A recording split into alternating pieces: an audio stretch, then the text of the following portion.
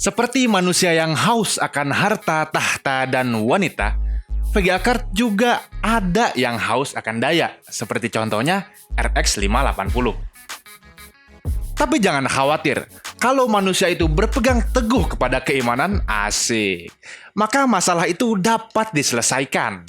Sama seperti RX 580, selama masih ada teknologi undervolt, maka penyakit itu ada obatnya.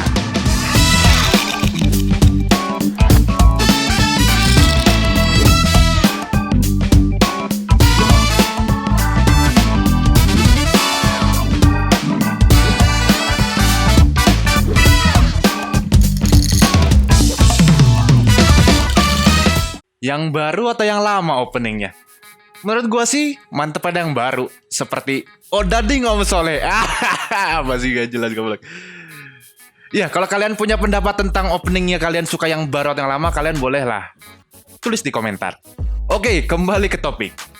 Jadi, karena banyak yang mengeluhkan masalah konsumsi daya pada VGA card yang tinggi, apalagi bagi kalian yang emang anak kos-kosan yang duitnya itu dikit, kayaknya enak kalau aneh bahas tentang undervolt dan stock speed pada VGA card yang haus akan daya seperti RX 580.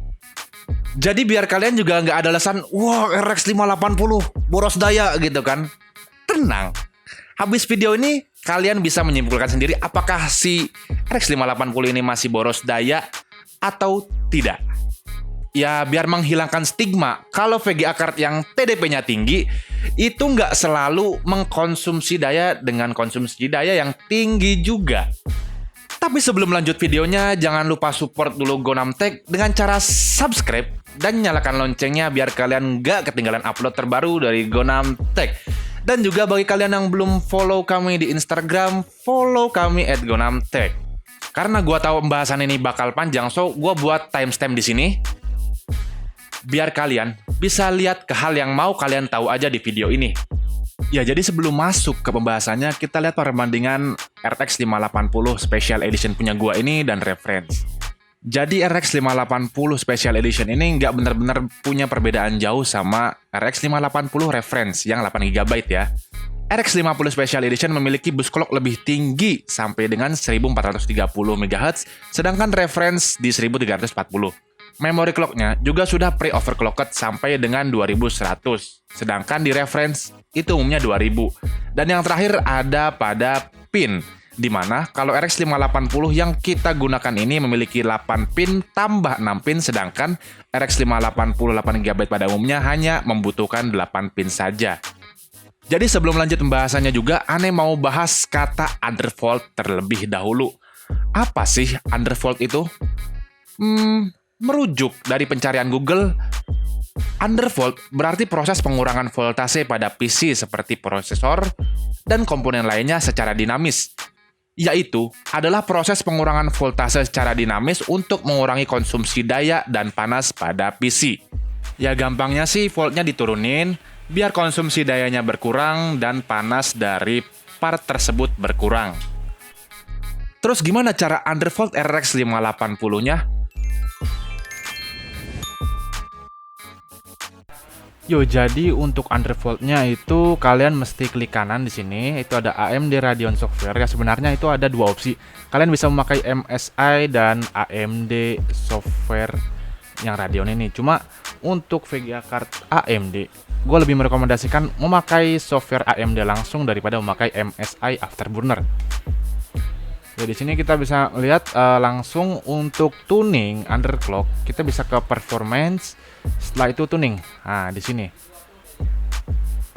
Nanti kita klik manual. Ya, sebenarnya ini kalau kita back ini, cerk gitu kan. Ini otomatis kita tuning manual di sini. Manual dan juga GPU tuning oke. Advance controlnya oke. Voltage-nya juga dan VRAM tuning. Untuk VRAM tuning ya karena gue udah biasa jalan di 2150, langsung gue tuning aja di 150.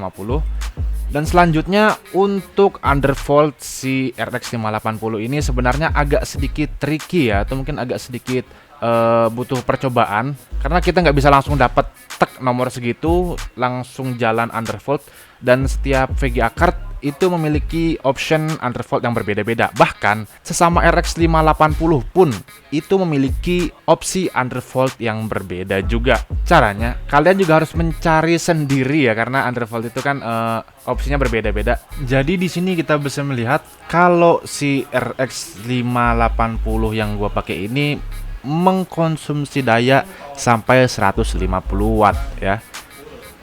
Gimana caranya? Kita coba ke driver ini dan kita kurangi ya. Kita kurangi apa namanya si frekuensinya. Pertama kita kurangi frekuensinya dulu. Kita mau jalan di 1300 saja. Terus di sini kita kurangi juga voltasenya, kurangi dikit-dikit ya. Cobalah kurangi 30. Kurangi 20 berarti 1330. Nah, dipasin ke semuanya. Lalu di apply. Masih berjalan dan belum crash, dan kalau kita lihat voltasenya itu nggak menyentuh 150 lagi, tapi mentok di 145. Lalu kita kurangi lagi. Masih nyentuh ke 150 watt, tapi ya jarang. Terus gimana caranya? Kita kurangi lagi. Kita kurangi voltasenya 30 mV, jadi 1000 mV, 1100 mV, sorry. Apply. Kita lihat apakah masih berjalan? Masih berjalan. Dan kalau kita lihat voltasenya mulai terlihat berkurang ke 140-an watt ya. Sebelumnya 150. Sekarang kita coba kurangi lagi. Kita kurangi 20 mV lagi, berarti 1080. Ini juga 1080. Di sini juga 1080. Di sini 1080. Apply. Dan masih berjalan ya. Masih berjalan saat kita kurangi voltasenya 30 mV. Terus bagaimana? Kita kurangi lagi, kita kurangi terus sampai kita menemukan titik di mana kita tuh nggak bisa ngurangi voltasenya, dan itu akan terjadi crash. Dan jangan khawatir, kalau kata Bang Alfa itu ini tuh aman dan nggak terlalu bahaya. Saat crash semuanya akan kembali seperti semula. Kita apply dan lihat masih berjalan dan tidak crash. Kalau kita lihat ini ada terlihat sedikit penurunan voltase. Di sini ada sedikit penurunan watt ya yang dikonsumsi dari RX 580 ini, yang tadinya itu sampai 150, sekarang udah agak jarang nyentuh 140. Berarti ini kalau kita lihat pengurangannya terasa ya, walaupun nggak terlalu banyak. Nah, gimana caranya? Kita kurangi terus nanti sampai kalian itu menemukan titik di mana kalian nggak bisa ngurangin lagi. Kalau kalian kurangi dikit aja udah crash. Kurangin di sininya, kurangin 5 mV aja udah crash ya.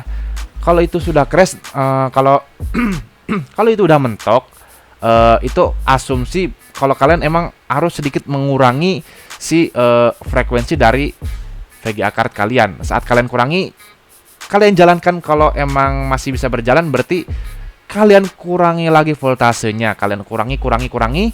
Akhirnya kalian akan menemukan titik di mana itu ya mau bisa dibilang titik undervolting terbaik buat kalian. Dan jangan terlalu rendah ngurangi frekuensinya, karena nanti ya akan berdampak ke aplikasi yang kalian jalankan. Coba terakhir ya, kita kurangi lagi ke 1040. Pokoknya kalian cari sendiri. Masih berjalan ya, masih berjalan, dan voltasenya juga lagi-lagi berkurang ya, walaupun nggak benar-benar kelihatan, cuma kalau kalian sadar itu udah berkurang voltasenya. Konsumsi dayanya tuh udah berkurang dari si RX 580-nya. Kita kurangi lagi. Langsung kurangin 20 mV aja ya, kurangi dikit-dikit biar kalian tuh bisa ketahuan kalau itu tuh titik terbaik buat kalian untuk undervolt ini. Nah, masih berjalan.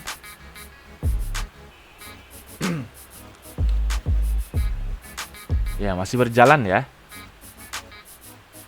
Dan voltasenya juga ya udah mulai nggak terlalu kelihatan penurunannya, tapi ini kalau kalian sadar dari yang pertama kali sebelum di undervolt itu terasa banget. Intinya nanti kalian turunkan voltasenya, saat voltasenya diturunkan dan itu crash, itu ada dua opsi. Yang pertama, mau kalian turunkan lagi frekuensinya, lalu kalian jalankan, saat jalan kalian mulai sedikit-sedikit turunkan voltasenya, atau ya udah itu menjadi titik pas buat kalian untuk undervolt si RX 580-nya punya kalian. Karena kalau kalian terlalu banyak menurunkan frekuensinya ya kalian juga bakal kerasa agak pengurangan FPS-nya bakal kerasa gitu loh. Ya intinya cara tadi tinggal kalian lakuin aja, dan di ujungnya kalian bakal menemukan titik di mana kalian itu udah menemukan sweet spot undervolt mungkin ya untuk VGA card punya kalian.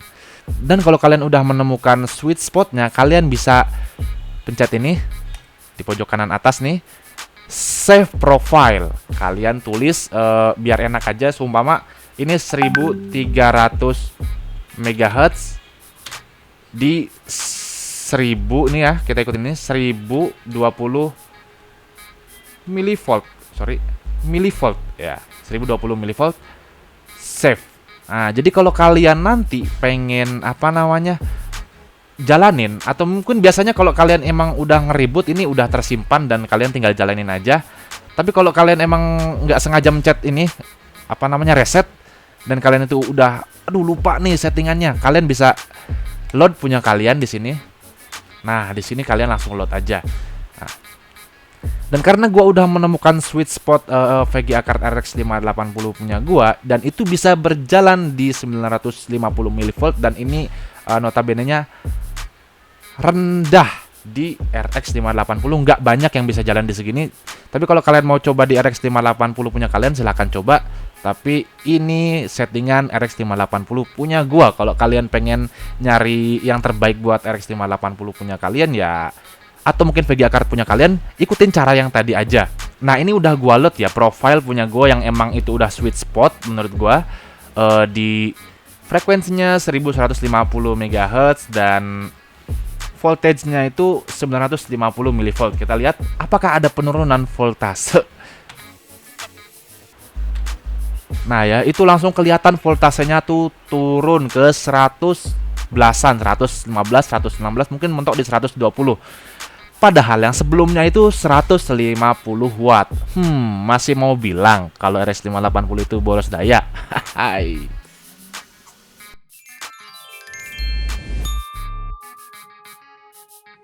Jadi, spek yang digunakan untuk tes undervolt RX 580 dengan stok ini, kita menggunakan prosesor i7 2600K dengan speed standar 3,4 GHz, RAM 8 GB dual channel DDR3, motherboard Q77 LGA 1155, Sapphire RX 580 8 GB Nitro Plus Special Edition, SSD Crucial BX 500 480 GB, HDD 2TB, dan power supply FGA 750 G3 750 watt. Menggunakan Windows 10 versi 2004 dan Radeon Software 20.4.2. Untuk settingan undervoltnya di aplikasi Radeon, di sini kita turunkan clocknya ke 1150 dan voltasenya di 950 mV. Sedangkan umumnya RX 580 ini jalan di 1340 dan voltase 1150 mV. Dan untuk memori clocknya sama-sama dijalankan di 2150 MHz di undervolt dan juga stock speed. Jadi ini settingan gua. Tapi kalau kalian juga punya settingan kalian masing-masing dan ingin share, kalian boleh share settingannya di kolom komentar. Oke, yang pertama kita coba di benchmark Firestrike. Di benchmark Firestrike, kalau kita tidak undervolt RX 580 kita bisa mendapatkan skor sampai dengan 10.732. Sedangkan saat di undervolt itu ada penurunan skor sampai 989. Ya karena adanya undervolt untuk mengurangi konsumsi daya dan otomatis performanya juga sedikit berkurang.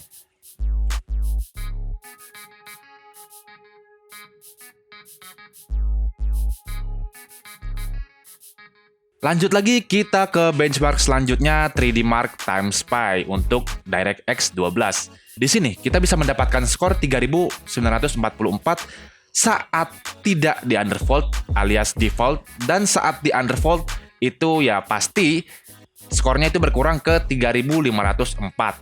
Dimana menurut gue ini pengurangannya nggak benar-benar gede amat, menghitung kalau kita juga ngurangin konsumsi daya si RX 580-nya.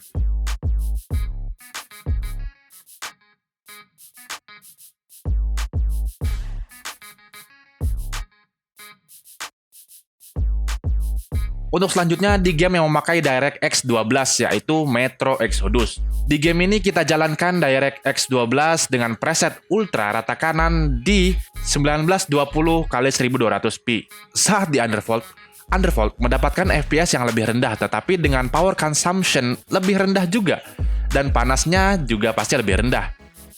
Konsumsi daya yang memiliki perbedaan sampai dengan 30 watt. FPS-nya juga nggak ketinggalan jauh amat. Hanya saja, sayangnya underfold memiliki sedikit efek shuttering. Dan yang paling mengejutkan, kalian bisa mengurangi panas GPU sampai dengan 10 derajat Celcius.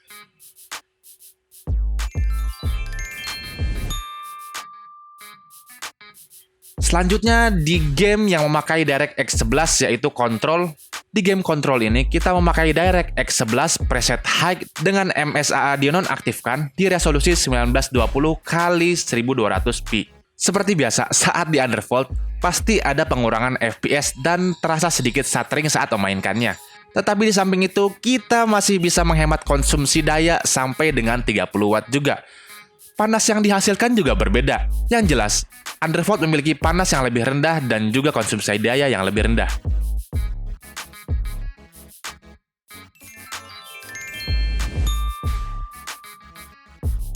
Selanjutnya adalah The Witcher 3 Wild Hunt. Game ini dijalankan dengan preset rata kanan di resolusi 1920x1200p. Saat di underfold, ada penurunan FPS juga yang sangat tipis dan tidak terlalu terasa. Tetapi untuk output panas GPU-nya ya nggak benar-benar signifikan penurunannya, hanya berbeda 3 Celcius saja. Meskipun begitu, tetap saja underfold memiliki pengurangan daya sampai dengan 30 watt.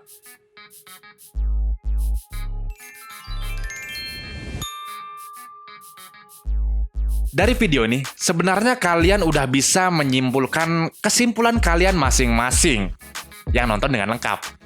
Jadi kesimpulannya ini adalah kesimpulan versi gua sendiri. Menurut gua, undervolting RX 580 ini sangat berguna sekali bagi kalian yang khawatir akan konsumsi daya dan tagihan listrik rumah kalian, atau mungkin takut ngejeglek rumahnya. Tapi bagi kalian yang emang nggak benar-benar peduli sama konsumsi daya dan tagihan listrik, mungkin undervolting RX 580 ini nggak direkomendasikan buat kalian karena undervolting ini mengurangi performa pada VGA card kalian. Oke, itu dia pembahasan kita tentang undervolting RX 580. So, jika kalian rasa video ini bermanfaat, bolehlah kalian share video ini ke teman-teman kalian biar teman-teman kalian juga tahu informasi-informasi di video ini tentang undervolting, khususnya undervolting RX 580. Terima kasih sudah menonton Gonam Tech sampai habis, and always see you next time. Wassalam.